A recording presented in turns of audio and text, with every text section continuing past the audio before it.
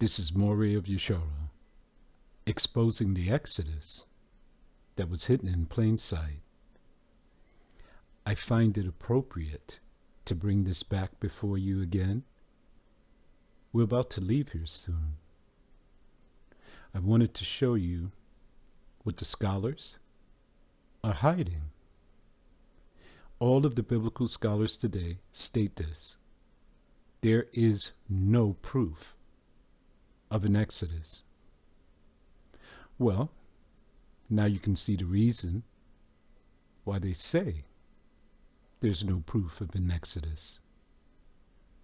The people are brown. Okay, look at the image of the two men, the images of the two men with the goats.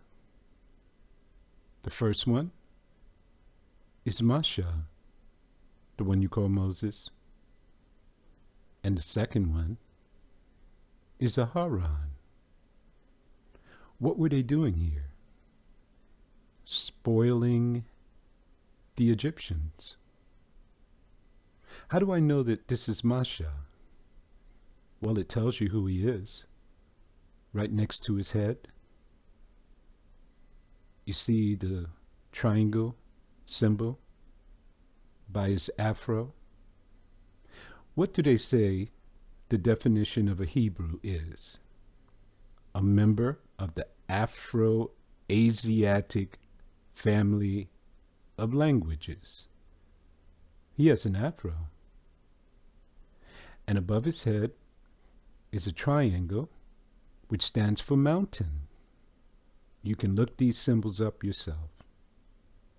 And under the triangle looks like a crown that stands for desert. And the other symbol with the hook, shepherd.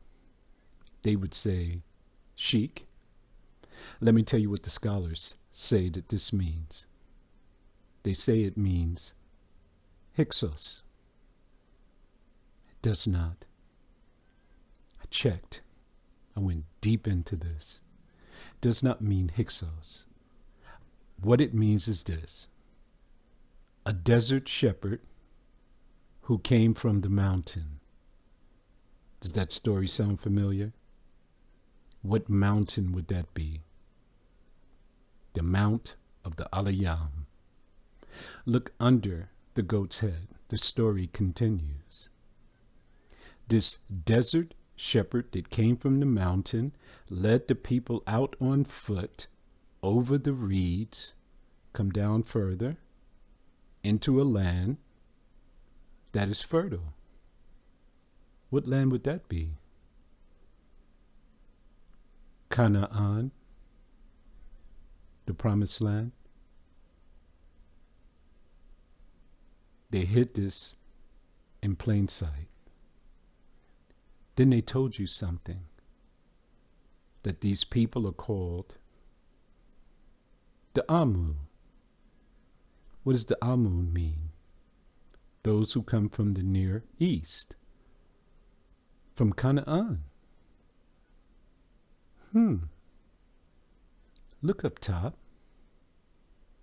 The Hebrew word for Exodus is Shamut. Look inside of Shamut. Amu. Are they playing with us? They've been playing this game for thousands of years, covering up their lies and our identity. Look on top of Masha and Aharon's head. There's a story there. I went through multiple scholars. Not one of them attempted to even translate what's on top of the head of Masha and Aharon. But I can. Let me show you. In order for me to do this, I need an image that's more clear. This is a recreation from the Egyptians. Look what happened. The color changed.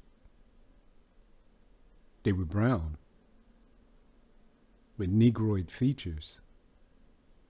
Now they're yellow with European features.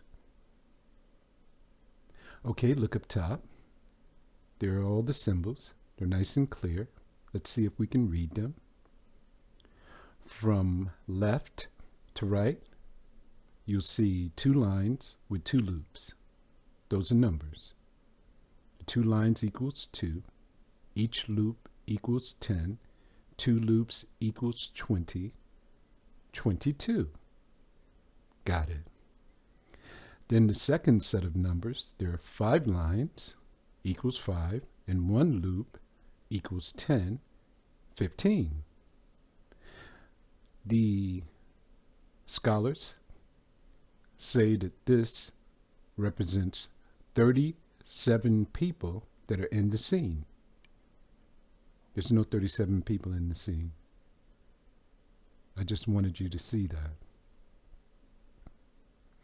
I say this represents a date.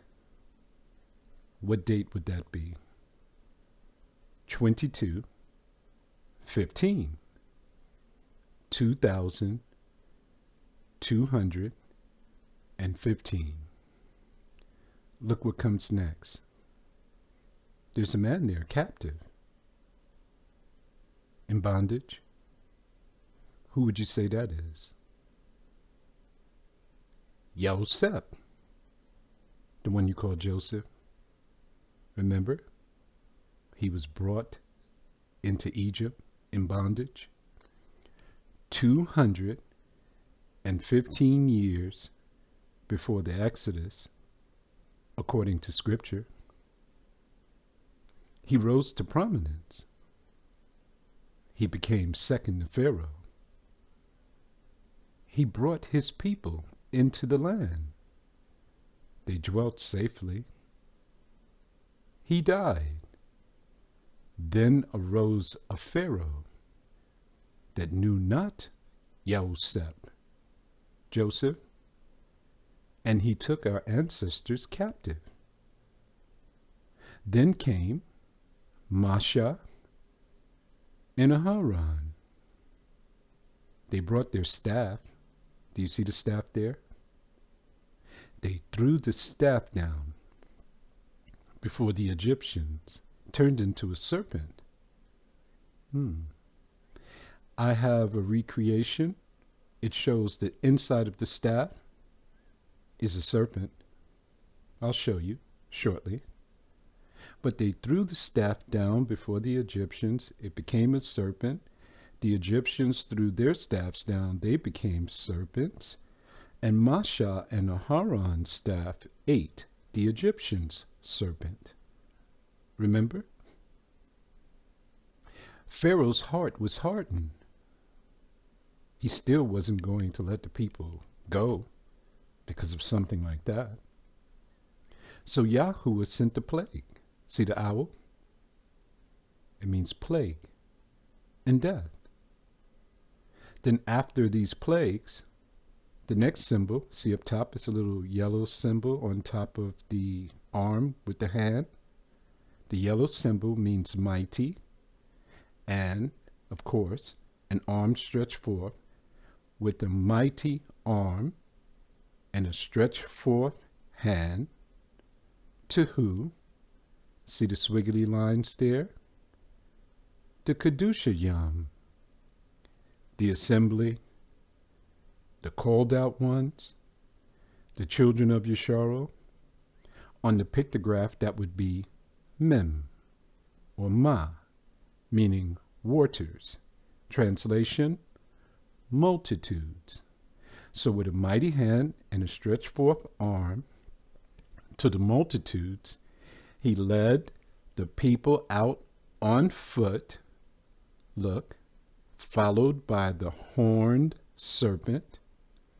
Next symbol, see the little orange circle up top? It means time. And next to it, The blue symbol is bread. And of course, you know the other one, I. So they led the people out on foot in the fullness of time, eating bread. What do you mean eating bread? Oh yeah, that's right. The bread of haste. Unleavened bread. Under the watchful eye. Then you come to the next two symbols, the serpent and the buzzard. Came the serpent core, that is a chariot core, and the buzzard core, that is a horse core.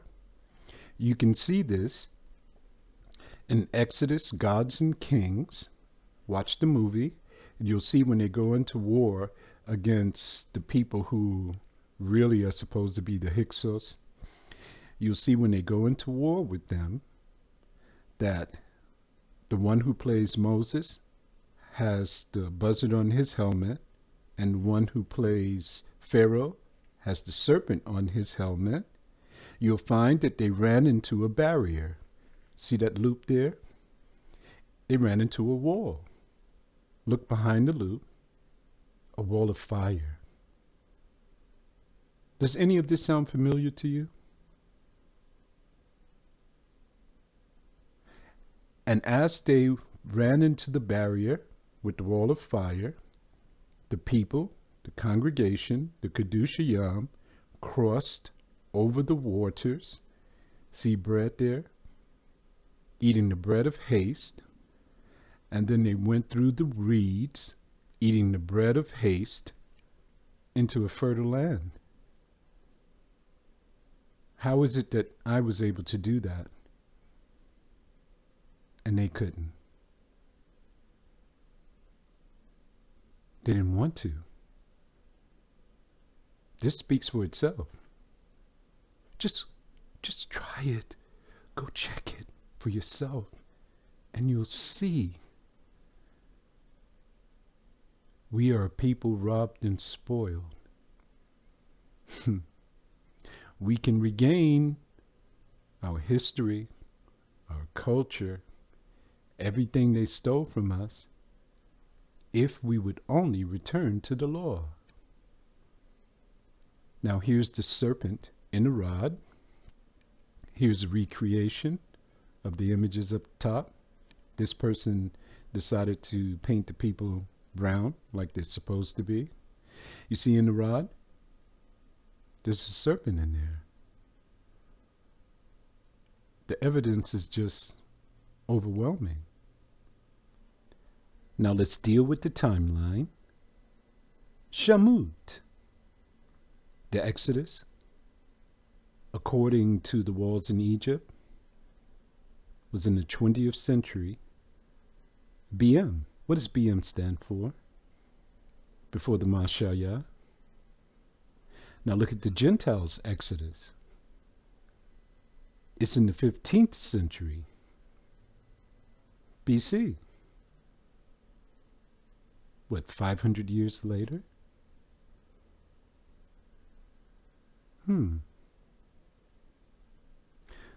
So some of the people who have been searching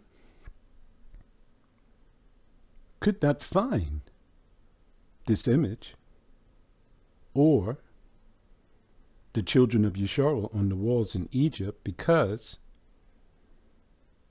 they were searching in the wrong time. The further you go back in history, the darker the people become. Okay, look at the image. West Asiatic visitors to Egypt. They're saying they're visiting. No, they're leaving. Circa 1900 BCE. Circa, what does that mean? Somewhere around, circle, around. A group of West Asiatic foreigners, and they got in parentheses in animals, labeled as Amu. What is this in parentheses next to it? has an M and a W. What does that stand for? Well, if you read it from right to left and you put it as Hebrew symbols in English, that would be Sha Mu, with the leader labeled as Hyksos. You see that? He's labeled as Hyksos. Who labeled him? The Gentiles. Visiting the Egyptian official Khnumhotep II circa somewhere around 1900 BC, tomb of the 12th dynasty official Khnumhotep II at Beni Hassan. Go to the right. The Wikipedia article. Khnumhotep II means Khnum is pleased, was an ancient Egyptian great chief of the Oryx nome, the 16th nome of Upper Egypt during the reign of pharaohs. Here's where you can start your research. Amenemhat II and Sen-Nusret II of the 12th dynasty, Middle Kingdom, 20th century BCE. He is well known for his tomb at Beni Hassan and its decorations.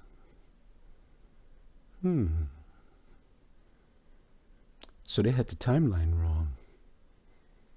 The Gentiles say that they put you in the time of Ramesses, 1446 BC, where you wouldn't see these people on the walls. So the best way to hide a thing is to take you into another timeline, in which they did right here. Here's the original. Look at the people. They are brown. Look at the man with his head circled, looking backwards. That's me. I trembled when I saw it. I asked, why is my image on the walls in Egypt in the tribe of Luya? You know, the one you call Levi? Why is it here? And I know that we all look alike. So it doesn't just represent me. It represents all of us. See, there's different characters, different faces on each one. The Egyptians really paid attention. Why is he looking backwards? Is he talking to the two children in the basket? See them there in the basket on the top, on the back of the donkey? Are they speaking to him? What do you think they're saying? They might be asking him a question. Are we there yet?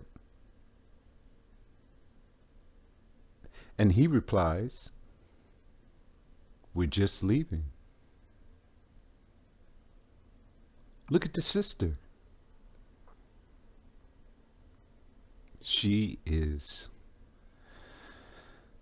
dynamite, beautiful, the clearest image of them all. She has Negroid features. Can you see them? Look how those lips are poked out. The Egyptians paid attention to detail, didn't they? She even has a little booty bump there.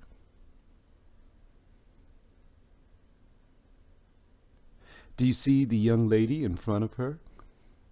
She is not too clear, but I would say, because she's the leader of the pack, that's Maryam.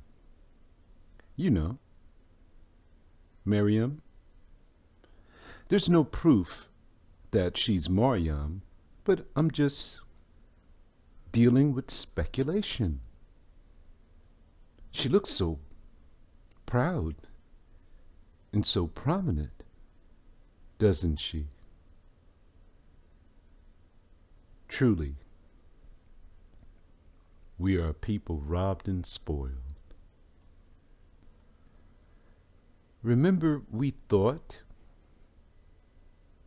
we were ugly.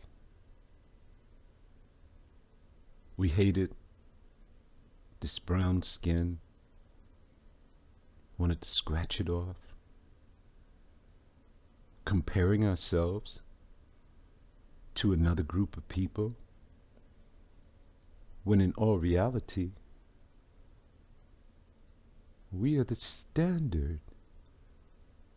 Look how beautiful they are.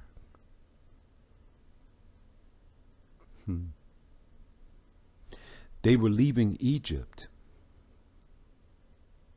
on the 15th day in the evening. We are about to celebrate Passover in our Egypt. Projected date on the 14th day in the evening of January. That is our projected date. Once we spot the renewed moon, we'll give the announcement. But basically, we're pretty much sure this may be our Exodus. The time is right. The prophecies have been fulfilled. We're waiting for the sun to be darkened and the moon to not give its light. And our brother, our prophet, our priest, and soon coming king comes in the clouds with power and great glory. Listen to me. I'm going to make a lofty claim that I can back up. We have the exact same day of the Passover that our ancestors celebrated in Egypt. How is that possible? How can you make such a lofty claim? No one knows the exact time. We do. How? Because we understand the path of years. What is the path of years? The way Yahuwah created the sun, the moon, and the stars to work together in the heavens to give you time. It comes all the way from creation. And every 32 years, it restarts again. Join with us in this appointment to meet with the high priest. When he comes, and you haven't made your appointments, there's a major penalty for that. Shalom.